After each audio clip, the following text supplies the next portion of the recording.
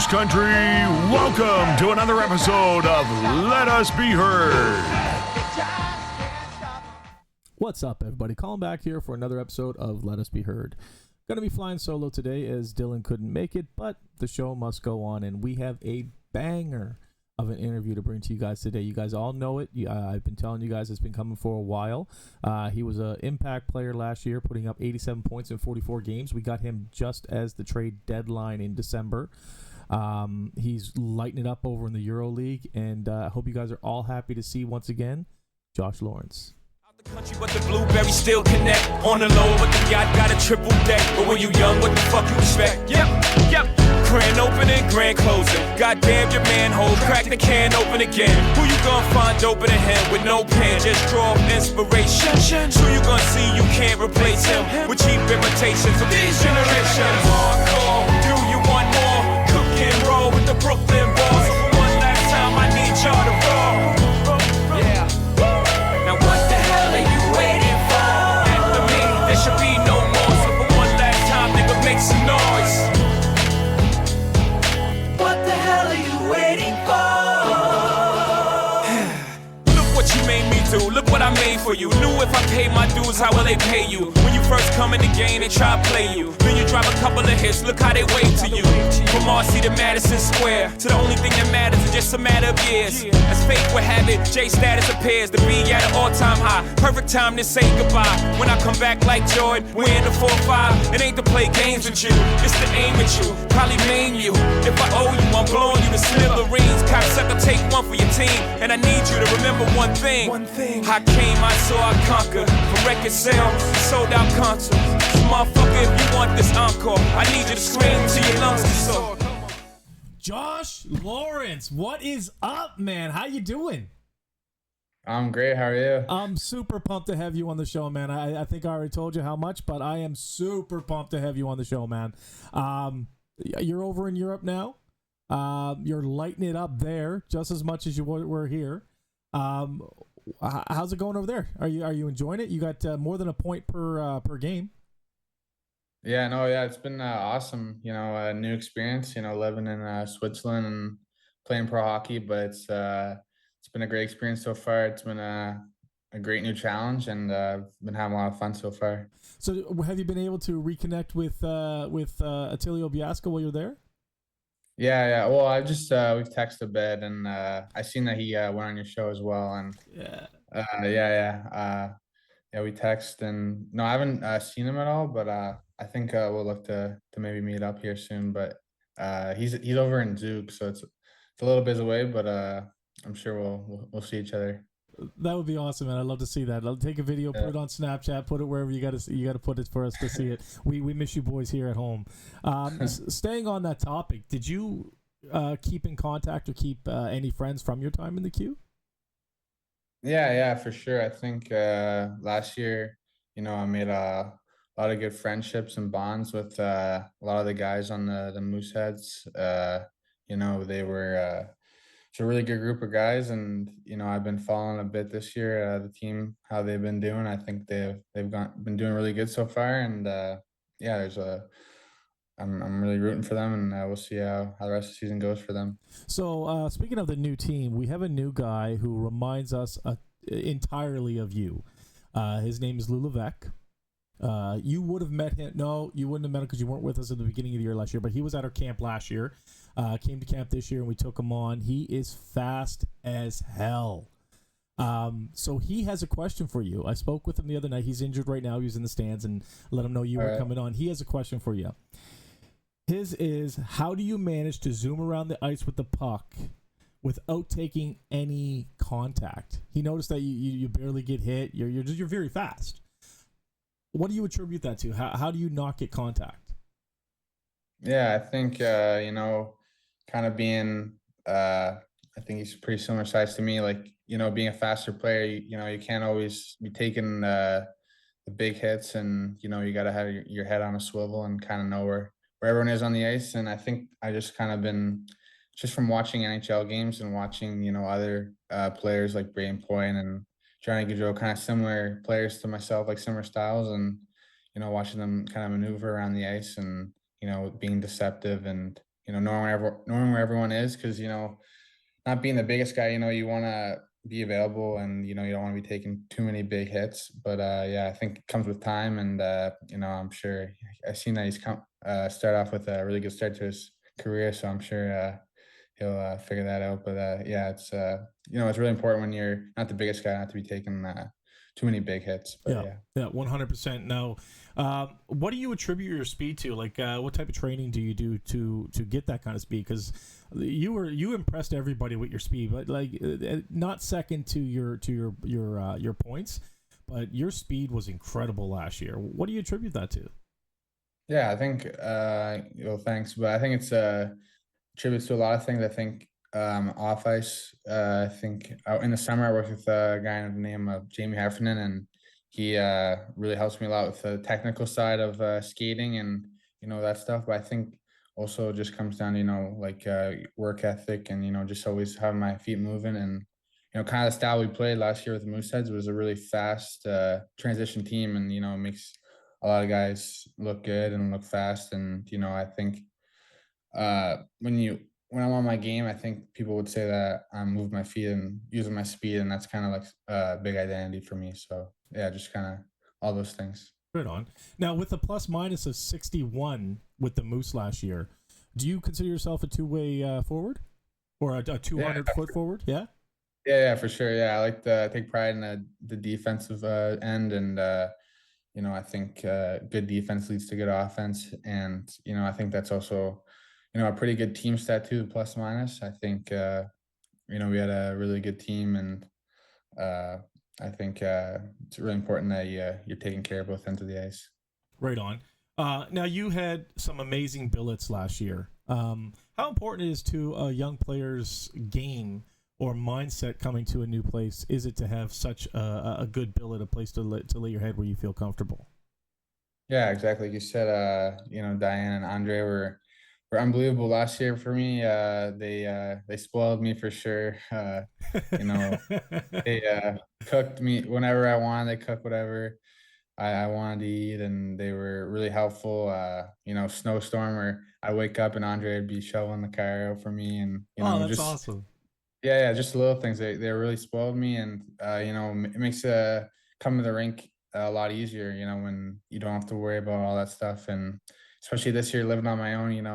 For the first time, realize how much they did do for me, and it's really important. I think all the bills, for junior players, it's really important, and a lot of the time you spend is at your house, and especially like the guys like Dumais and Vidicek, and some of those guys, they're going to spend like 3-4 years, 5 years with the same people, and you're going to build a really big connection like I did when I was in St. John for 4 years, and they're really important, and they keep every team going. And yeah, my billets in Halifax were unbelievable. They spoiled me, and yeah, it was a pleasure. You touched on food during that last question.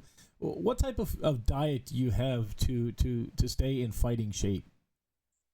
Yeah, I think I'm always mindful of like what I put in my body. Talking to a lot of people about like what foods to eat to perform the best. I think uh my palate is definitely not too wide. I eat a lot of the same foods, but yeah, I think I just stick to the basically to the basics, just pasta, chicken. I guess like, and a weird one would be I like protein pancakes. That's a weird one. What's Not a a lot of people. what is that? Yeah, What's yeah, it's just like yeah, it's kind of like a protein. You get a like store. It's a pre-bought like pancake mix with protein in it, and it just tastes unbelievable. I love it. really? I showed some of the guys too. Like I think Furlong eats some protein pancakes, and some other guys maybe. But yeah, I love some protein pancakes too every once in a while, and yeah, they were my builds were really helpful.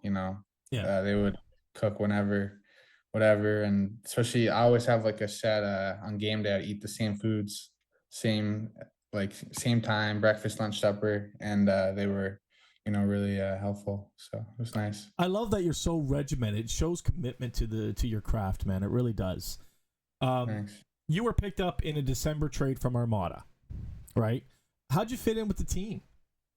Like the Yeah, Mooseheads right away. Like how'd you fit in? yeah, yeah. I was pretty surprised. When I got traded in December, it was kind of a weird time, weird rule. 20-year-olds can be traded whenever, and but I couldn't have been happier to go to Halifax. It's kind of a place, when you're playing junior, it's like what place you're like, oh, if I ever played there one day, that'd be pretty cool, to play for Halifax. Such a great organization with the fans and the rink, and it just so happened the team was, doing pretty good, and you know I remember I think I got traded to Halifax and I was in Armada, and then so I was in Montreal, and then I drove the next day to Fredericton, and then I drove to Halifax, and the next day we got on a bus trip and we went back to Quebec with the team. So Wow. it was good. It was kind of like it was a good way to start, I think, go on a road trip when you're with the guys the whole time, and you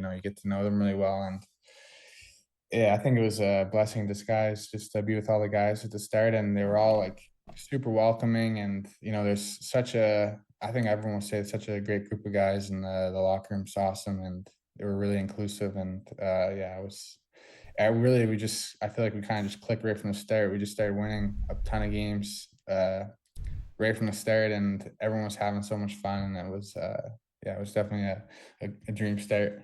I could tell by the look on your face it actually meant a lot to you. I mean, a lot of people come on here and say what people want to hear, but I could tell that you enjoyed your time here. It was also your best year in the queue, putting up 119 points overall in the season between the two teams, and 87 of those being with us in 44 games.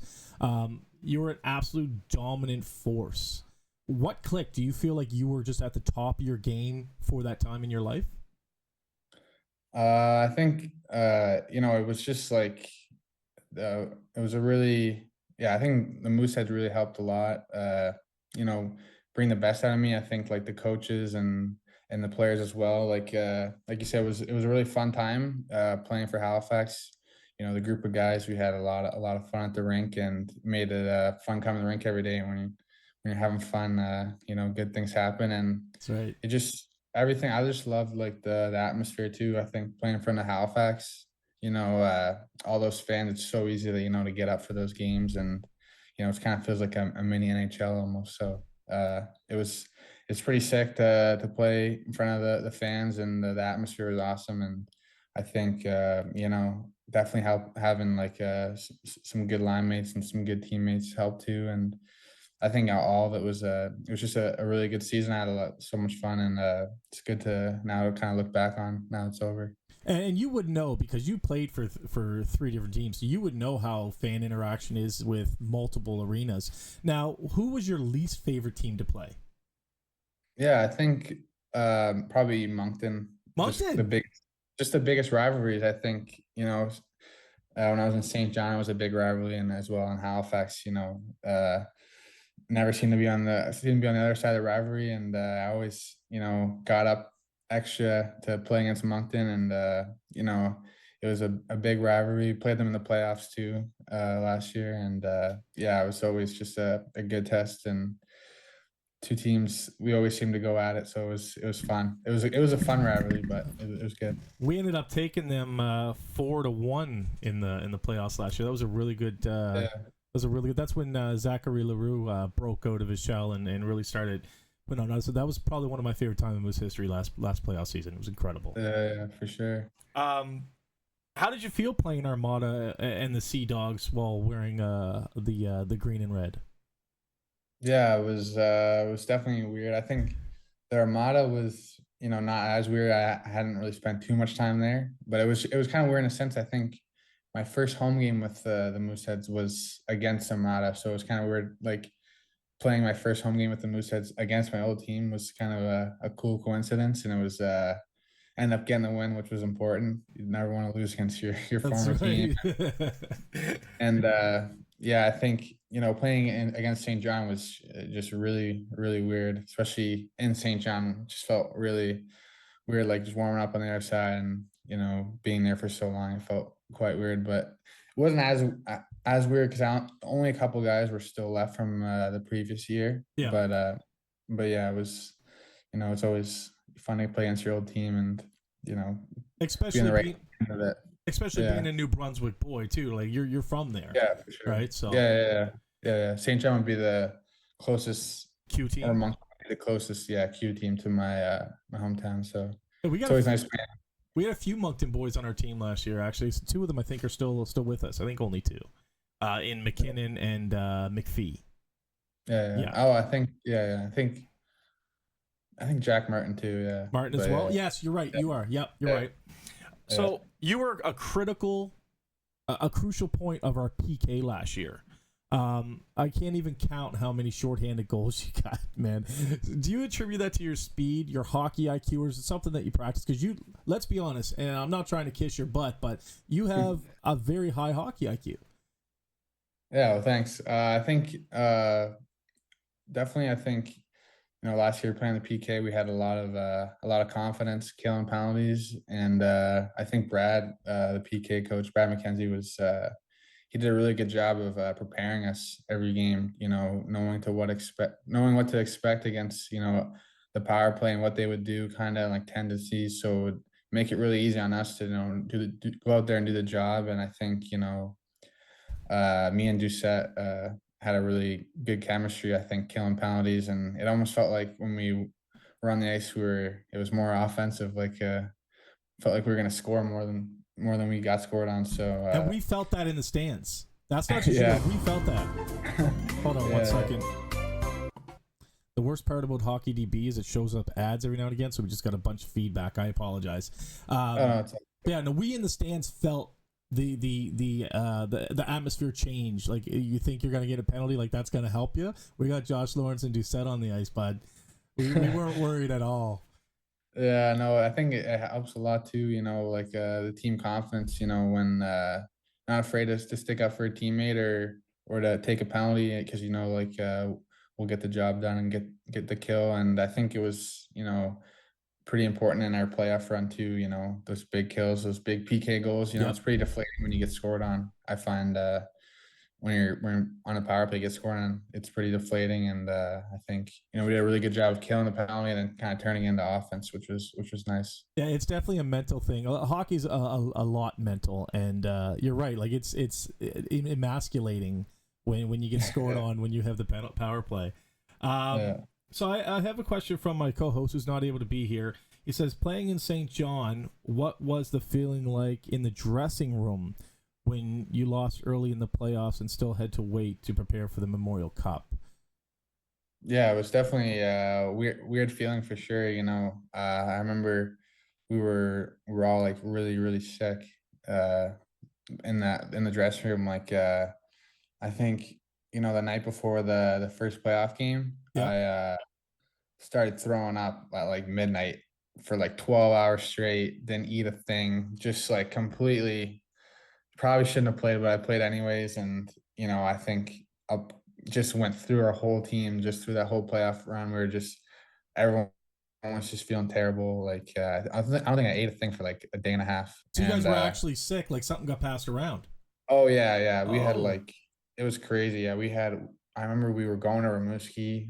I think it was tied 1-1, and we couldn't even some guys couldn't even drive on the bus. We had like 3 cars follow the bus up to Rimouski, just driving themselves so they could get out and go to the bathroom or do whatever. But yeah, it was just crazy. And then I think, in the dressing room we were really devastated, obviously with the expectations. And you know, I think the GM and coaches told us to go home, take a break and kind of recover and feel better. And yeah, it was definitely a tough time.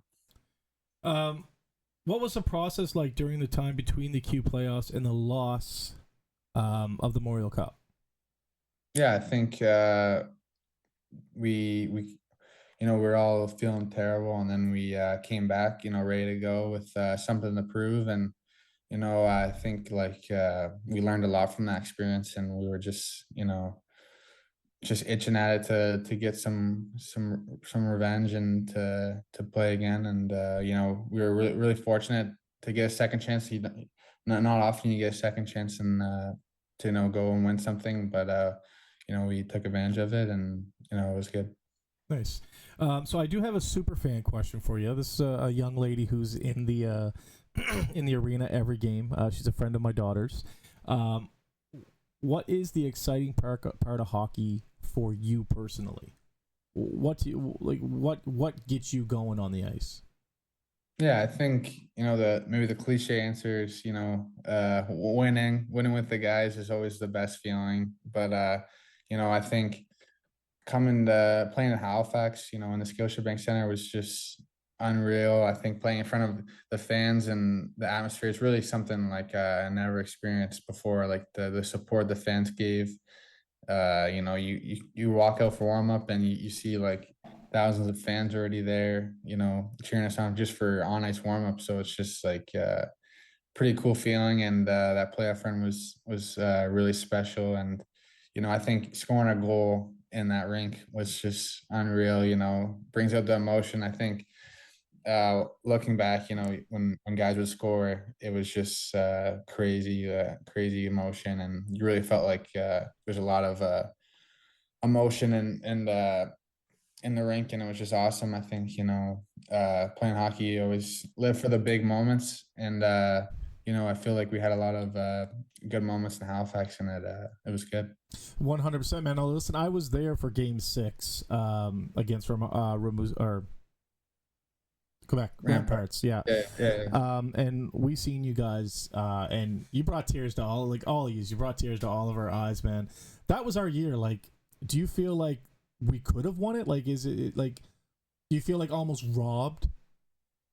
Yeah, well, I feel like, the expectation, uh, after Christmas, started to grow with our team. Like, I think a lot of people forget, like, we still had like one of the youngest teams in Canada last year, which is why they're having so much success this year, bringing all those guys back. But, Yep. the expectations were growing and growing, and we had a really good second half.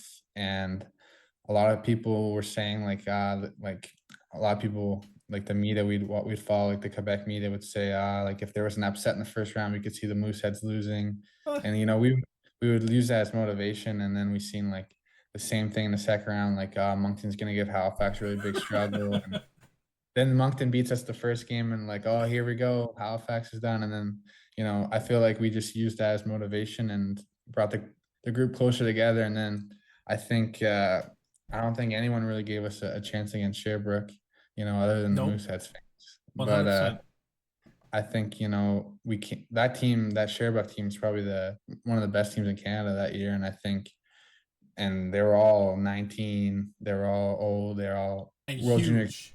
Yeah, They were exactly. World huge. Juniors guys, and I don't think very many people gave us a chance against them, and especially when we went down 2 games, losing our best player, Jordan Dume, and I think we had a really special group. It felt like that we could definitely win it all, and I remember the feeling after being Sherbrooke.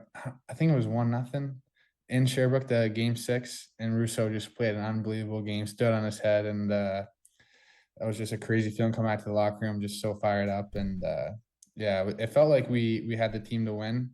But I think considering, if you look back at it, and a lot of people thought that we'd go that far, and you know, we didn't win it, which sucks. And we were so close to like all those 1-goal games in the finals. Could have went either way. Yep.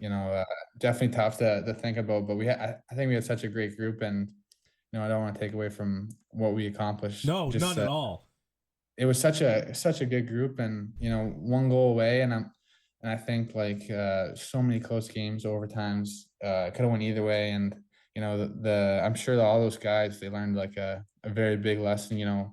Some, like, I think going into playoffs that year, a lot of guys didn't really have any playoff experience, and we were all learning together on the fly. And I think we did a really good job of learning and sticking together, and you know learning what it takes to win. And I think a lot of the guys this year are taking that with them, and I'm really excited for them. I think they have a really good chance of winning this year, and all that experience they gained last year with all those guys coming back. I'm sure that, and Russo looks like he's just never gonna let a goal in again. So Did you see his goalie goal? yeah, I saw it was crazy. Yeah, he That was so happy. yeah. Him and him and Schultze jumping up and down, holding each other. Man, Yeah. it was a spectacle. It was something nice to see, man. Yeah, of course. yeah. Definitely see him. I can definitely see him scoring a goal like that. He's just the type of guy just to do something crazy like that. And but yeah, I was really happy for the group, and I think they're due for some big things this year. 100%. We've seen it. You mentioned a lot of the younger players got to play in the playoffs and such. We've seen people like Crosby and Peich and Todd really come into their own this year. And I attribute that to last year's playoffs. I think that they got some real life play in some big games, and it's helping them in a big way in this year for sure. Is there anything? This is the last question. I'm not going to take up too much of your time. I know you're busy, and I really do appreciate your time. Is there anything you'd like to say to your former teammates, current and future Mooseheads, the organization, or the fans before we let you go here? Yeah, I think just like my time with Halifax was really, really special, and I really enjoyed it. Couldn't have asked for a better place to, finish my career, my QMJHL career with the Mooseheads, and it was just a really fun time. We had a really special group, and I look forward to, following them this year and seeing them accomplish big things. And it's been a lot of fun chatting with you. It's been awesome. So thanks for having me. No, man, thank you. That was Josh Lawrence, everybody, the speed demon himself. Hope you're all healthy, safe, and happy out there. And as always, go Moose, go.